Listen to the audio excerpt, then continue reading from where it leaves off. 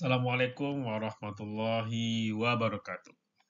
Ya, semangat pagi teman-teman semua. Ya, kembali saya berharap semoga kita semua selalu dalam keadaan sehat, rezekinya lancar dan selalu dalam berkah Allah. Amin ya rabbal alamin. Baik, kita mulai kuliah kita pada hari ini dengan baca basmalah. Bismillahirrahmanirrahim. Baik teman-teman, kembali kita bertemu di mata kuliah pengantar informatika. Ya. Pada kali ini kita akan membahas tentang alat input pada komputer. Ya, membahas tentang alat input pada komputer. Ya, ya. Yang pertama itu kita bahas tentang alat input langsung. Jadi ada dua macam ya, ada alat input langsung dan juga alat input tidak langsung, direct dan indirect. Apa itu alat input langsung? Alat input langsung pada komputer adalah perangkat keras yang memungkinkan pengguna untuk memasukkan data atau instruksi ke dalam sistem komputer secara langsung tanpa memerlukan proses perantara. Alat input langsung umumnya memberikan pengalaman yang cepat dan efisien dalam berinteraksi dengan komputer, serta memungkinkan komputer untuk segera memproses data yang diterima oleh alat tersebut.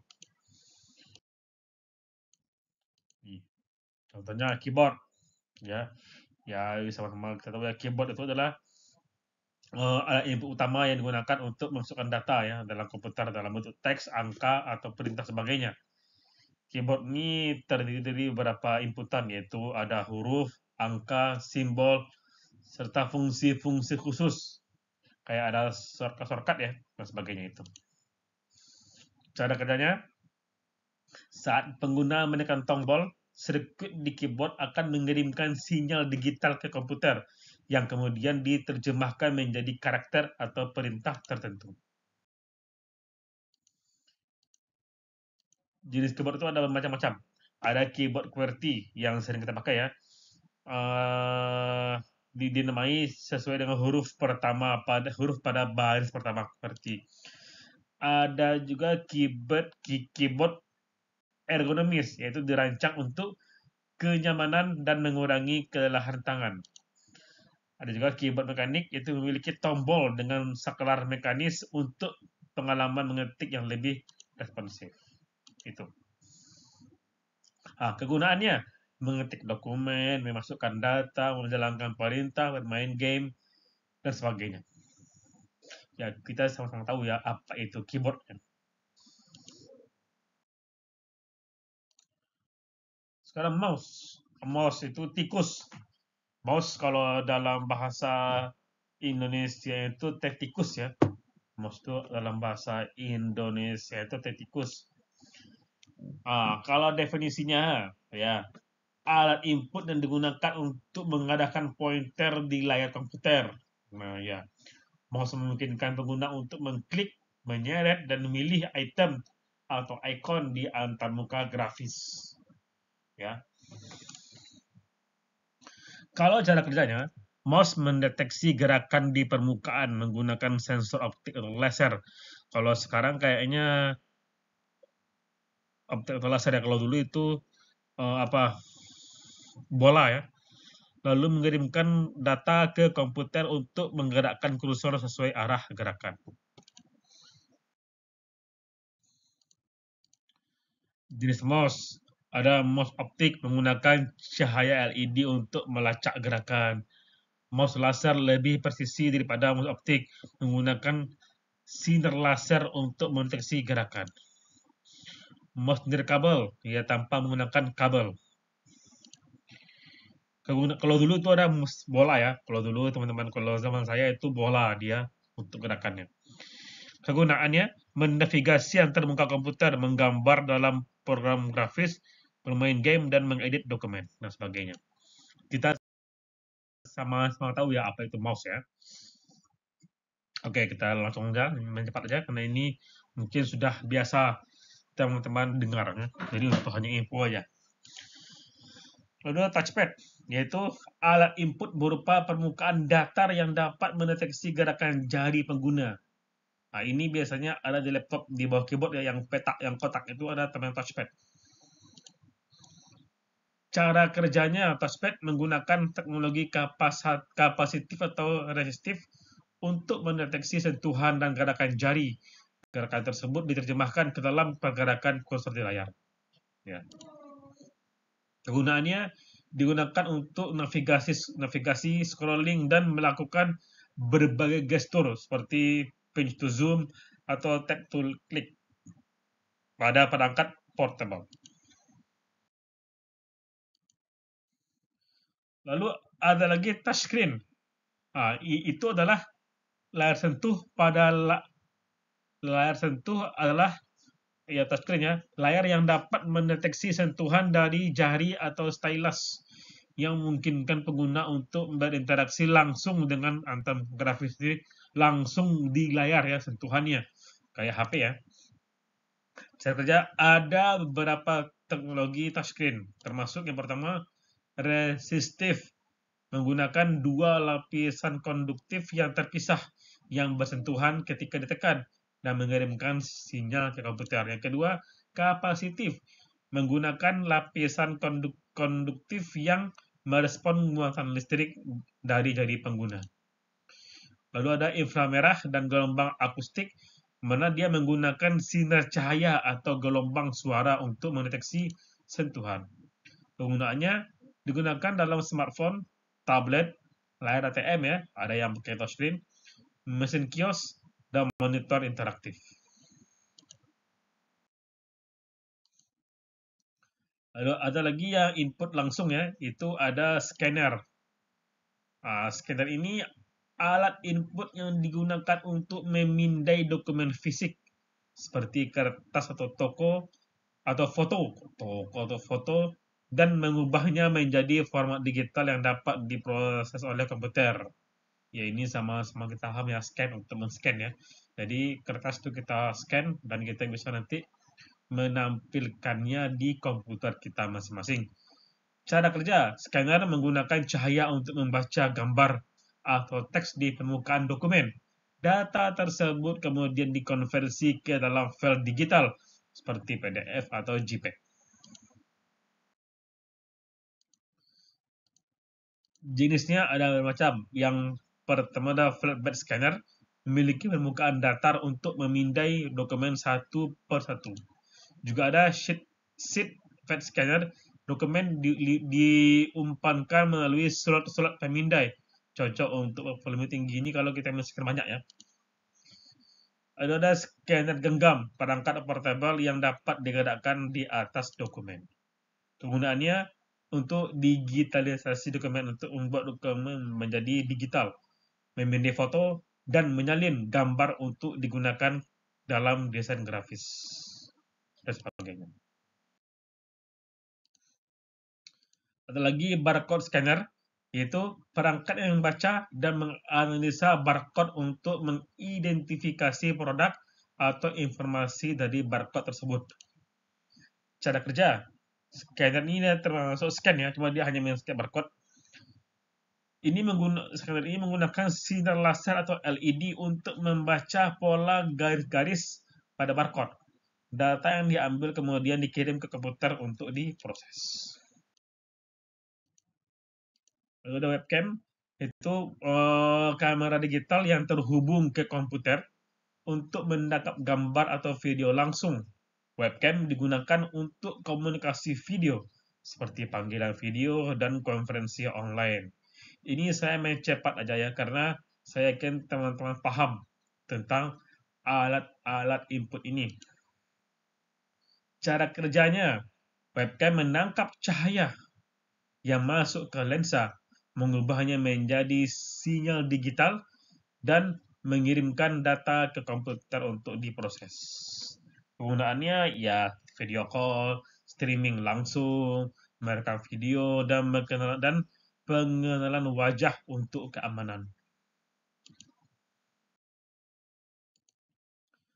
Ada lagi joystick dan game controller, yaitu alat input yang dirancang untuk bermain game di komputer. Nah, ini memungkinkan pengguna untuk mengontrol karakter atau objek di dalam game dengan gerakan dan tombol tertentu. Ya, biasanya ini gamer nih pasti tahu ini, joystick atau game controller. Ya, untuk main PES, main game-game lah itu pakai game controller. Cara kerja, joystick mengubah gerakan tongkat kontrol ke sinyal digital yang dikirim ke komputer. Game controller memiliki tombol dan stick yang memungkinkan kontrol lebih presisi. Kegunaannya bermain game, simulasi penerbangan, dan kontrol robotik. Ya, kita bisa menggunakan joystick.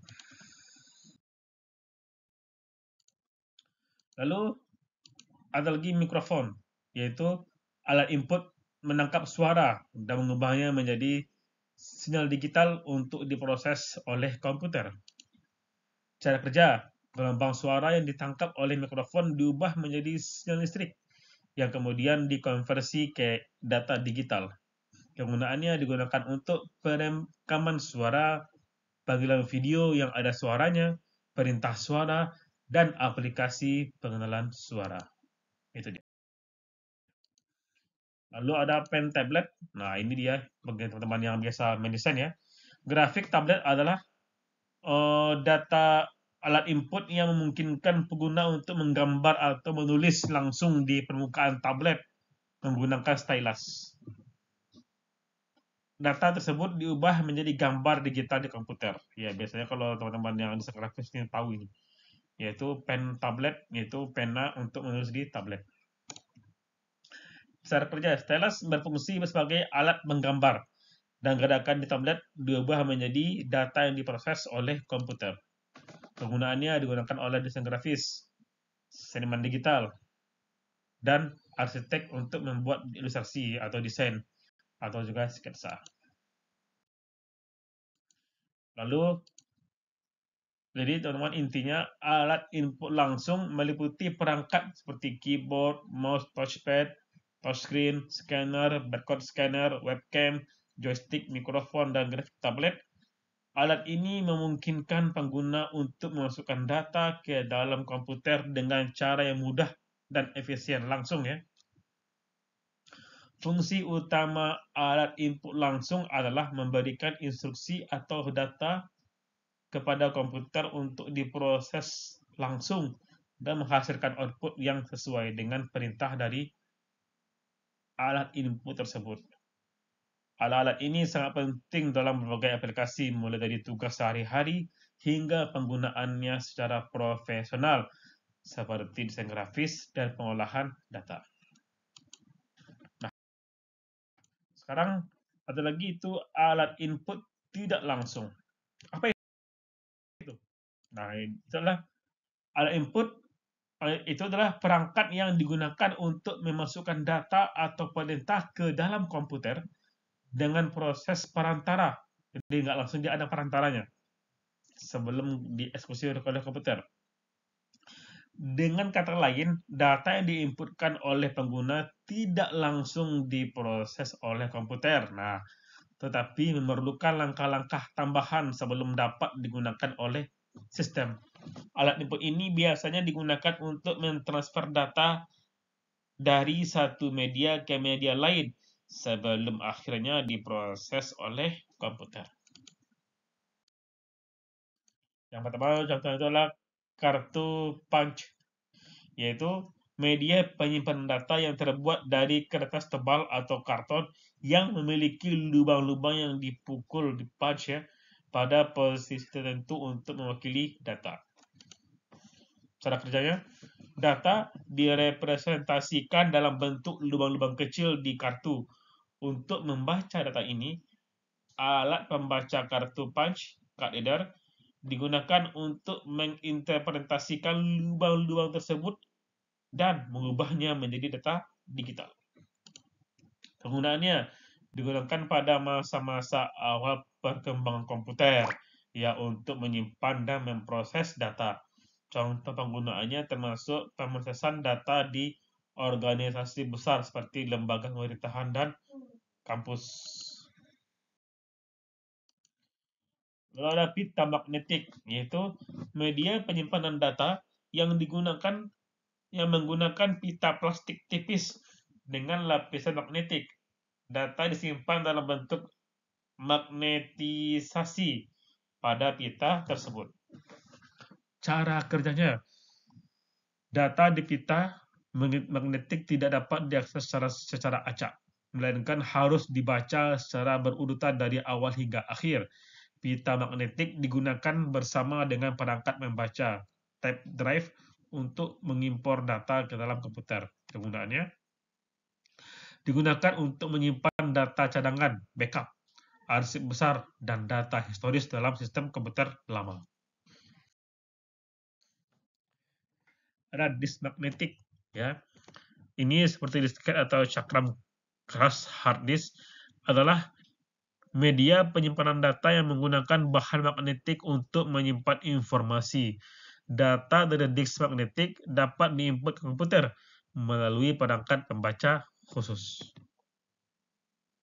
Cara kerjanya, data disimpan dalam bentuk magnetisasi pada permukaan cakram dan dapat diakses menggunakan perangkat seperti floppy disk, disket ya, atau hard disk.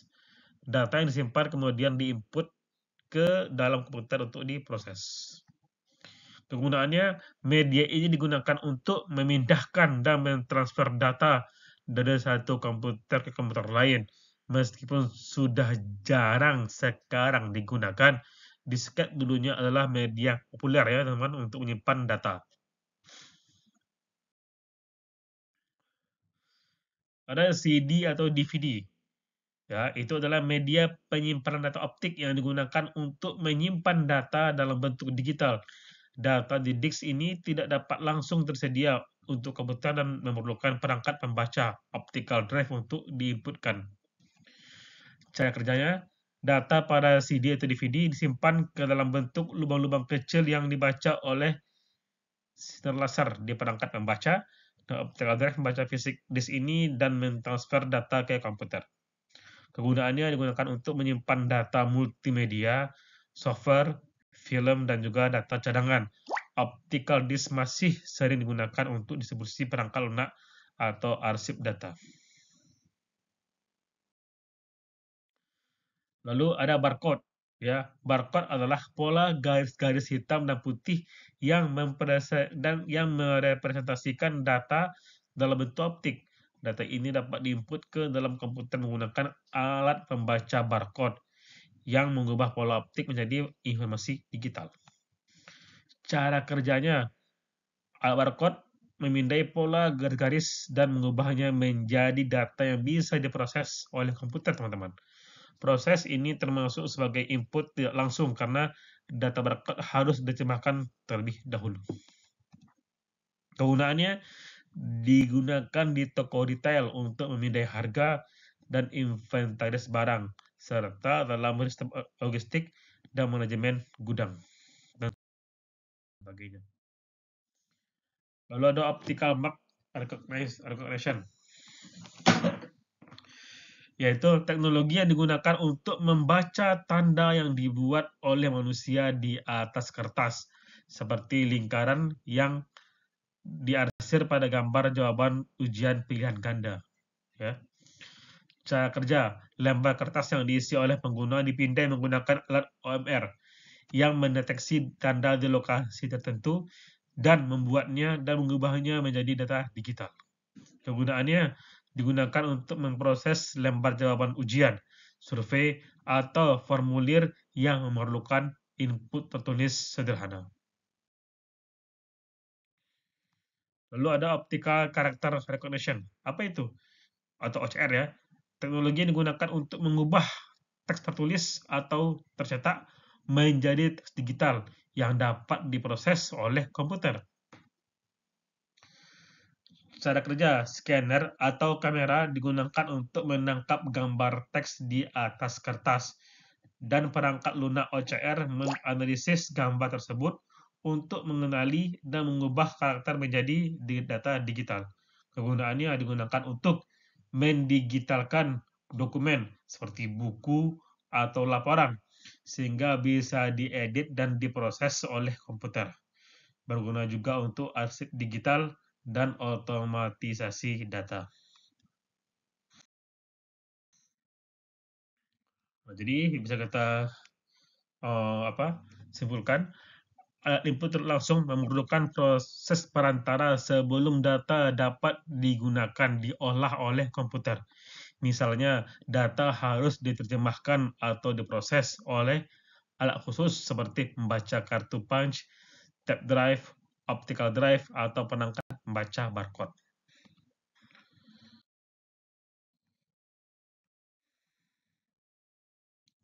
Jadi bisa kita simpulkan alat input langsung itu kartu punch digunakan di masa lalu ya untuk menyimpan data, pita magnetik juga untuk penyimpanan data besar dan backup, disk magnetik seperti disket atau cakram flash atau hard disk, CD DVD media optik untuk menyimpan data digital, barcode digunakan di industri retail dan logistik dan sebagainya, OMR untuk memproses lembar jawaban ujian kayak ujian UAN ya, OCR untuk mengubah teks cetak menjadi data digital, dan alat-alat ini memungkinkan komputer untuk mengakses data dari media eksternal. Meskipun tidak secepat dan seefisien alat input langsung, alat input langsung sangat penting dalam berbagai aplikasi, terutama untuk mengelola data dari dokumen fisik atau media penyimpanan lama. Itu. Oke, ya. Baik, teman.